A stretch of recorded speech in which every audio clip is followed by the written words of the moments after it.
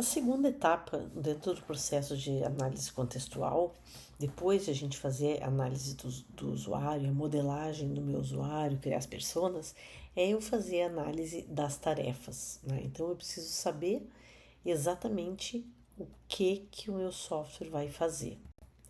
Então a gente primeiro, né, passou por compreender quem é o meu usuário, né? Agora eu preciso saber quais são as tarefas desses usuários e as informações que estão associadas a ela, né? Que ferramentas que apoiam as tarefas do usuário, em que ambiente físico que o sistema vai ser usado, né? Qual é o contexto organizacional e social, mais o ambiente, as restrições tecnológicas, né? Além de outros fatores, né, que a gente já comentou antes, situações atípicas, exceções, erros.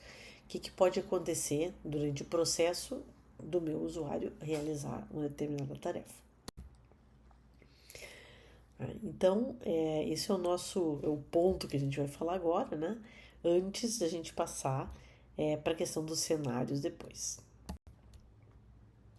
Bom, então, a gente diz que uma tarefa é um objetivo que está associado a um conjunto de ações que vão ser executadas numa determinada ordem e podem satisfazer esse objetivo, né, nos contextos em que a coisa faz sentido. Então, é importante a gente lembrar que a grande maioria das tarefas ela não é unicamente de um sistema. Né? Então, a gente pensa assim, eu vou ter um sistema para resolver o meu problema. Não, em geral, não. A nossa tarefa ela é maior, né, do que um sistema. Então, a gente tem coisas que a gente tem que fazer, parte das tarefas são manuais, parte dessas tarefas são tarefas mentais, parte delas são automáticas e a máquina faz, e tem uma parte que é interativa, né? E é essa parte que a gente quer identificar claramente aqui, né? Para poder gerar esse nosso modelo, depois desenvolver o sistema de uma forma mais precisa. Então, as tarefas, né, na verdade, são influenciadas pelo ambiente de trabalho, né, ou pela configuração física dele, bem como por aspectos da organização, né? Então, quais são os papéis dos usuários, qual é a dependência das tarefas uma em relação à outra, e assim por diante. Então, a gente pode dizer que uma tarefa ela é um objetivo mais um conjunto de mecanismos, né, onde esses mecanismos são usados pelos usuários para realizar as ações. Né? Então, essa é a ideia. E aí, para isso é importante a gente fazer essa análise ergonômica do trabalho, onde eu vou entender qual é a lógica de funcionamento e a lógica de uso. Né? Eu vou analisar a tarefa, e aí, depois que eu analisei a tarefa, eu vou modelar a tarefa. Tá? Bom, então a gente diz que análise de tarefa, né, é o termo genérico para um conjunto de métodos que vão descrever as tarefas da pessoa, né, das pessoas, tentando, né, com o objetivo de a gente entender melhor os procedimentos envolvidos na realização dessa tarefa. Né. Ao passo que um modelo de tarefa é uma descrição lógica, né, das atividades que têm que ser executadas para alcançar os objetivos do meu usuário. Então, sempre o usuário, preciso conhecer ele, como ele é, os objetivos dele. Depois, tem que analisar qual é a tarefa e, finalmente, eu vou gerar um modelo de tarefas. Bom, então, na análise de tarefas, o nosso objetivo primeiro é a gente descobrir quais são as tarefas que o meu usuário tem que realizar.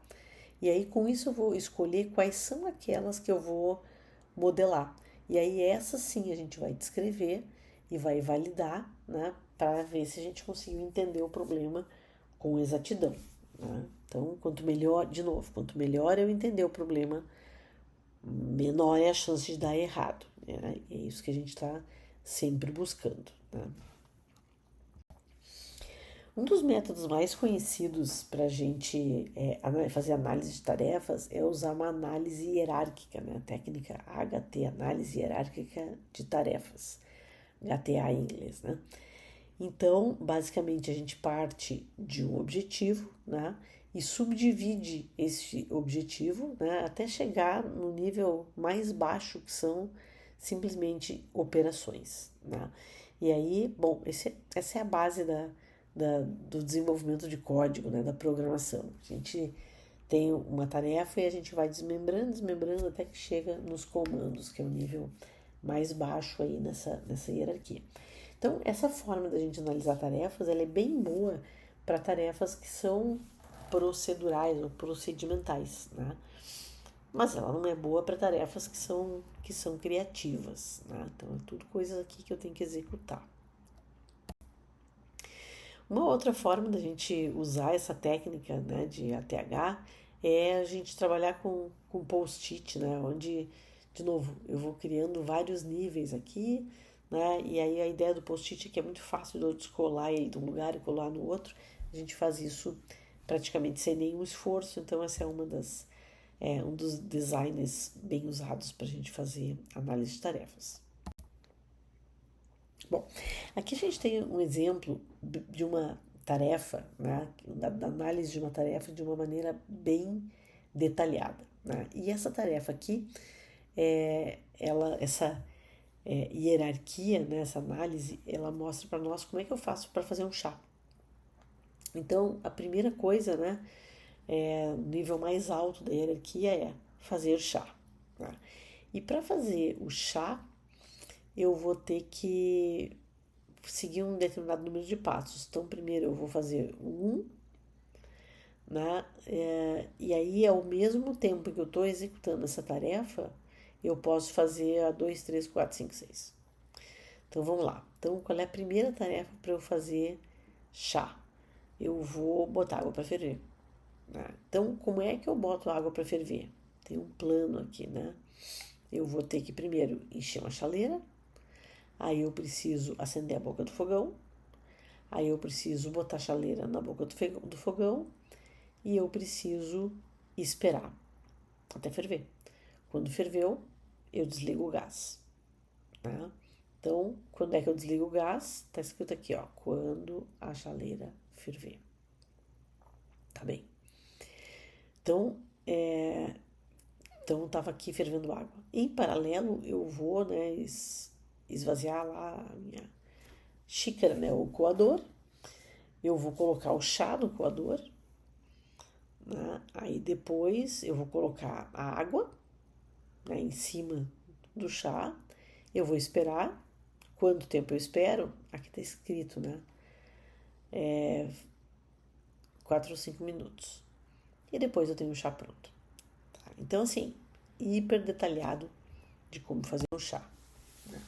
Então, no meu modelo de tarefas, eu sempre preciso considerar alguns componentes que são básicos, né? Então, o objetivo, as subtarefas, as ações, operações, né? Então, qual é a relação de tempo entre mais de uma subtarefa, relação temporal ou causal, né? Então, às vezes, eu preciso primeiro fazer uma coisa para depois fazer outra. No caso do chá, a gente viu. Às vezes, eu posso fazer as coisas em paralelo, né? Então, enquanto eu fervo a água, eu posso ir botando o chá no coador de chá. Então, como é que são as minhas subtarefas? Elas são feitas em paralelo, precisam ser sincronizadas ou devem ser feitas em sequência. Então, os componentes básicos são esses, mas a gente considera ainda outros componentes adicionais, né? Como pré e pós-condição de execução, né? Tem alguma pré-condição? Tem alguma pós-condição? Outras informações relacionadas a subtarefas, né? Coisas como entrada e saída, atributos que eu vou usar, né, e que são necessários. E é uma tarefa que eu posso interromper, posso fazer ela multitarefa. Qual é a importância? É prioritária? Né? Então, tudo são coisas que a gente precisa considerar. Então, dentro do intuito de a gente conseguir ter uma tarefa descrita de uma forma precisa, né, eu vou mostrar para vocês rapidamente essa ferramenta que chama CTTE, né, o modelo de tarefas CTT. E aí ele é representado, tem um editorzinho, né, a gente pode consultar lá no site, quem quiser fazer um modelo de tarefa aí das suas coisas, né, dos seus trabalhos, vai lá e pode usar, que é tranquilo. E o que ele mostra aqui, né? Ele tem toda uma notação para a gente poder fazer o nosso modelo hierárquico de tarefas. Primeiro, ele representa por uma nuvem aquela tarefa que tem que ser desmembrada, né? Então, cadastrar um membro, né? Cadastrar uma pessoa num sistema é alto nível demais, né? Eu vou ter que abrir isso aí para entender até onde a gente vai. Então, mas vamos lá. Primeiro, para cadastrar alguém num sistema, eu preciso encontrar o cadastro. E para encontrar o cadastro, eu começo com uma tarefa que é interativa. Então, aí eu vou navegar num site, né? Então, esse é o símbolo da tarefa interativa. Então, navego no site. Assim, enquanto eu estou navegando, a tarefa na sequência que eu faço é identificar, né, se eu tenho identificar onde é que está o link de cadastro. Então, estou no site, eu preciso encontrar onde é que eu vou precisar clicar, porque lá é o link para eu cadastrar alguém. Encontrar alguma coisa no site, né, numa página, é uma tarefa mental, puramente cognitiva, que é feita só pelo usuário, que vai fazer isso passando os olhos na tela até encontrar. Quando ele encontrou, ele vai passar para uma outra tarefa interativa, que é selecionar um link de cadastro. E aí, para ele selecionar, ele vai ter que mover o mouse dele até o lugar e clicar. Nessa hora, vai ser exibido o formulário que a gente vai ter que preencher, então, né? E aí, eu terminei a primeira tarefa, que era achar o cadastro. Então, podemos ir para a próxima. Vê que aqui, né, de uma tarefa para outra, sempre tem esse símbolo, que são 2 sinais de maior, né? E isso está indicando a sequência. Eu só posso fazer essa tarefa depois que eu fizer essa. E aí, depois dessa vem essa, e depois dessa vem essa. Então, existe uma relação de sequência aí. Bom, então, depois de eu achar o cadastro, eu vou preencher o cadastro. E aqui a gente não vai entrar em detalhe, porque a gente não precisa detalhar absolutamente tudo num sistema, né? Então, eu vou preencher o meu cadastro e depois, né, ele vai exibir na tela do computador o OK, tipo, OK, cadastro feito. Vê que em paralelo, eu tenho um símbolo de paralelismo aqui, o sistema vai enviar uma notificação pelo e-mail para mim, né? Então, terminei o cadastramento. Tem essas duas coisas que acontecem em paralelo. Aqui a gente tem uma outra tarefa, né, também representada numa notação muito semelhante à do CTT, onde, sobretudo, ele chama atenção aqui para o tipo de relacionamento entre as tarefas, né? Então, eu posso ter uma situação de então, ou eu faço uma coisa ou eu faço outra. Depois eu tenho de sequência, né, com o next, e tenho o símbolo de paralelismo. Então, esse aqui é o meu modelo de tarefas para fazer uma reserva de hotel, né, pela internet. Então, eu posso pedir uma ajuda, né? Ou eu vou fazer uma reserva, ou eu vou cancelar ou modificar a reserva, ou eu vou contactar alguém do site. Então, vou começar com fazer a reserva.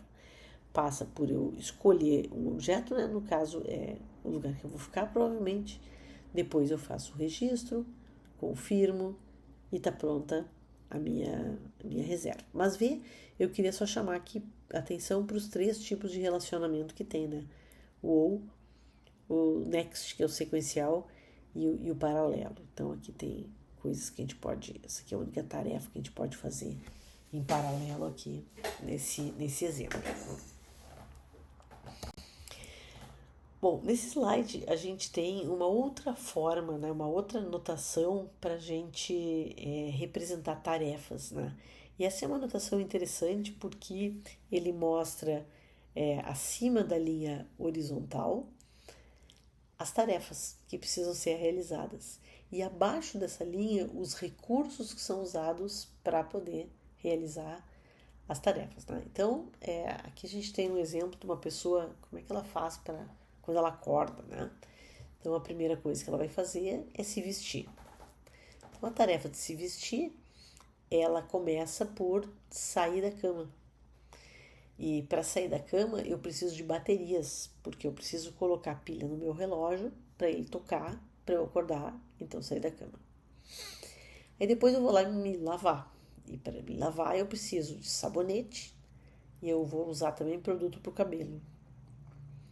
Depois a gente vai escovar o dente, a terceira tarefa. E aí para isso a gente precisa de pasta de dente. Depois a gente vai, né, se preparar, arrumar o cabelo, arrumar o rosto. Então a pessoa, né, vai precisar de barbeador, se for um homem, né, de produtos para pele, de produtos para o cabelo, de cosméticos, né, e de bateria também, porque ela talvez esteja usando uma escova elétrica para escovar os dentes. Bom, a próxima tarefa é decidir o que vestir. Decidir o que vestir não envolve nenhum recurso, nesse caso aqui. A pessoa vai só pensar.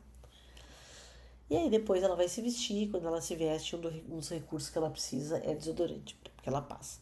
Então assim a gente vai, né, tarefa por tarefa, mostrando uma ordem sequencial de como as coisas acontecem e os recursos que estão sendo usados. Vê que aqui eu não tenho essa informação de paralelismo, eu não tenho informação de precedência, né? Mas eu tenho essa outra que são dos recursos e que é também interessante em alguns casos.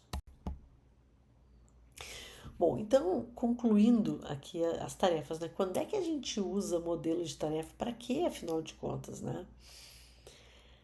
Bom, então a ideia da gente ter o modelo de tarefas, né? Além da gente conseguir ter uma descrição das ações que os usuários vão fazer, esse modelo vai permitir com que a gente avalie, né, a complexidade de uma tarefa, e quando eu avalio a complexidade de uma tarefa, eu consigo modelar ela, né, tal qual não existe ambiguidade, eu tenho maior chance de otimizar essa tarefa depois, né, porque eu consigo enxergar claramente a big picture, assim, né?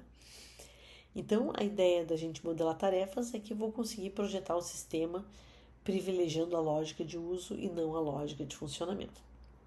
Então, para que eu vou usar modelo de tarefas, né? Então, dos usos é a gente avaliar a complexidade da realização de uma dada tarefa.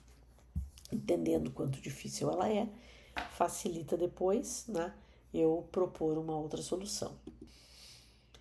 Também serve para a gente otimizar um sistema para facilitar a realização de tarefas típicas, né? Coisas que são muito frequentes ou muito críticas. Em geral, a gente faz um modelo das tarefas no nível um pouco mais alto, né? Não chega a entrar no nível atômico lá, né? A gente vai ser mais detalhista com aquelas tarefas que são mais complexas ou mais importantes para a nossa organização. E aí, a partir desse modelo de tarefas, né, a gente usa ele para depois construir um sistema que vai ser construído de acordo com a lógica de uso e não com a lógica de funcionamento, que é sempre esse o nosso ponto. Sempre, né, desenvolvimento centrado no usuário. Tá? Então, acho que essa é a ideia, né, mostrando aqui mais esse passo na gente, nesse caminho de fazer análise contextual, é a gente ter a noção clara e sem ambiguidade de quais são as tarefas que o nosso sistema vai suportar, e por quê.